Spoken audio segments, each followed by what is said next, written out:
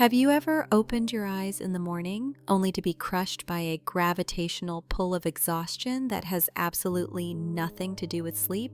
You spent 8 hours in bed, yet there is a cold boulder resting on your chest. You stare into the mirror at a stranger, forcing the corners of your mouth upward while your eyes scream of a battery perpetually flashing red.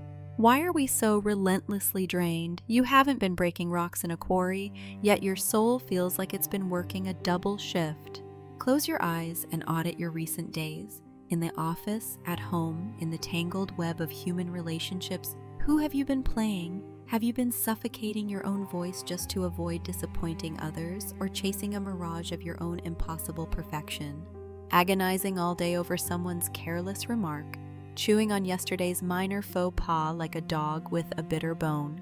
We are like foot soldiers thrust naked into an ancient, burning battlefield, dodging a relentless volley of flaming arrows, barely surviving the day. And instead of tending to our wounds, the world cracks the whip, run faster, be sharper, armor up. But today, you are permitted to drop that crushing armor, this bone-deep fatigue, this nameless melancholy. It isn't a symptom of your weakness or inadequacy. It is a desperate SOS from an inner self you've ignored for far too long while contorting to fit the world's mold. Today, with the ancient compass of Eastern and Western philosophy in hand, we are going to untangle the knotted threads of your mind. This isn't cheap consolation, it's an intellectual detox. Let the true journey of mindfulness begin. The architect of our personal hell is often what Buddhism calls the second arrow. The Buddha compared human suffering to two distinct arrows. The first is the unavoidable crossfire of existence, aging, illness, sudden tragedy, the bitter sting of failure or criticism.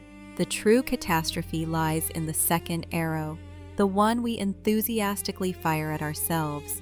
After tripping over that rock, clutching a bleeding knee, we think, "Why am I so incredibly stupid? Why does the universe single me out?" Imagine bleeding out from a poison dart, and instead of applying a tourniquet, you torture yourself wondering who made the bow and what if they shoot again tomorrow. It is elegant but brutal self-sabotage. 90% of your sleepless nights are funded by this second arrow. You are likely suffering far more in the prison of your own anxiety than from the actual wounds inflicted by the outside world. It is time to retire from the grueling sport of self-flagellation. If you are hit by the first arrow, your job is to bandage the wound, not draft a harsh critique of your dodging skills.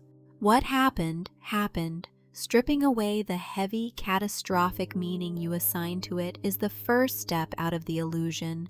Tonight, lower your bow. Embrace your battered ego and simply say, "It is what it is, I did my best." That is the genesis of healing. The next malignancy we must examine is our obsession with control. The great Stoic philosopher Epictetus laid it bare. Men are disturbed not by things, but by the views which they take of them. He cleaved the universe into two absolute categories, what is within our control and what is emphatically not.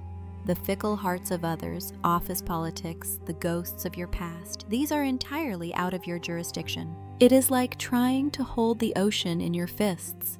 The tighter you squeeze, the faster it slips through your fingers. The desperate craving to be universally liked, the neurotic obsession with flawless execution, these are tidal waves. If you try to block a tsunami with your bare chest, of course your bones will ache. Epictetus offers a ruthless prescription: categorically surrender what you cannot control and fiercely govern the only domain you truly own, your internal response.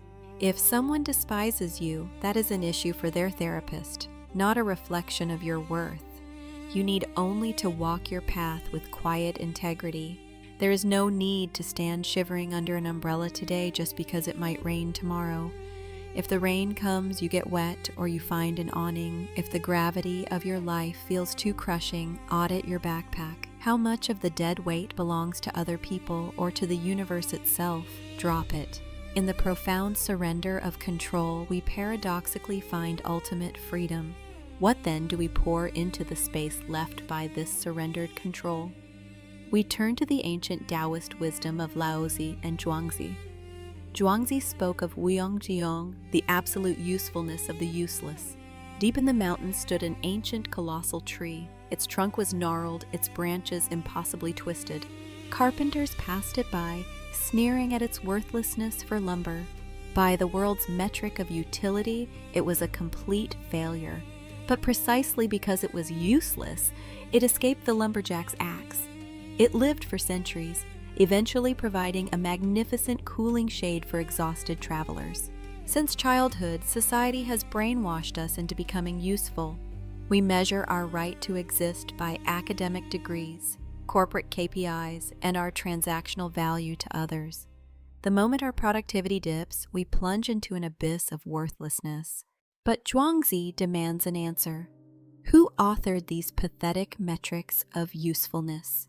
Is the pinnacle of existence truly to be chopped into a neat, rectangular block to hold up someone else's roof? You are intrinsically whole. You do not need to violently whittle away your soul to fit into the world's machinery as a highly efficient cog. It is perfectly fine to be a little slow, delightfully awkward, and gloriously crooked. Your natural, untamed form is your masterpiece. And your unique, gnarled branches might just cast the exact shade someone else desperately needs to rest under. Stop forcing yourself into unnatural shapes. Yield to the effortless flow of your own nature. This is Wu Wei, the exquisite art of doing nothing that goes against your grain. Finally, to anchor ourselves in this chaotic theater, we must dust off the core of Confucianism, Ren, benevolence. Modern minds mistakenly reduce Confucianism to rigid etiquette or relentless self-sacrifice. But the very epicenter of Confucius's Ren is radical self-love. Do not do unto others what you do not want done to yourself. Beneath this golden rule lies a profound prerequisite. You must first know how to cherish and respect yourself before you can authentically extend grace to another. We masquerade self-immolation as virtue, burning ourselves out to warm our families, friends, and employers. Your internal reservoir is cracked and dry, yet you keep desperately trying to wring out a few drops to quench the thirst of others. The inevitable result? A toxic buildup of resentment and silent fury. Martyrdom benefits no one. The great scholar Dasein, surviving decades of brutal political exile, did not consume himself with venomous grudges. He poured his energy into fortifying his own mind.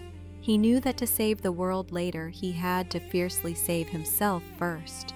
This is not an invitation to narcissism. It is a plea for foundational self-friendship. You must become your own first responder. Pat your own exhausted shoulder tonight. Even if the entire world draws its swords against you, you must remain your own most fiercely loyal ally.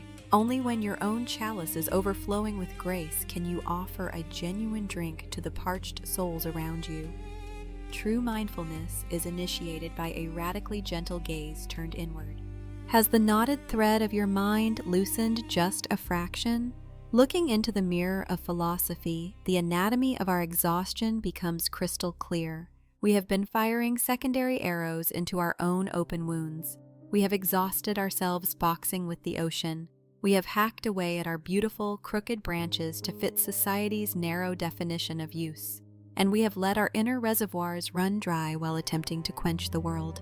But breathe easy. The very act of realizing this means your healing has already commenced. When the soul catches a cold, do not try to violently shake it off. Take the philosophical remedies we brewed today and sip them slowly. The world will not magically transform by tomorrow morning, but the lens through which you view it will be infinitely more resilient and far more forgiving. Whenever the weight of existence demands a sanctuary, whenever the absurd mysteries of daily life corner you, return here. We will always keep the lantern of wisdom burning to soothe your weary intellect.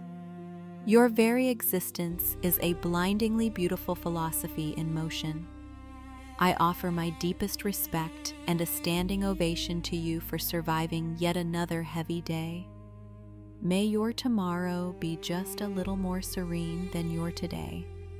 If this intellectual spa treatment cured your existential hangover, do the bare minimum and subscribe, like, and hit the bell.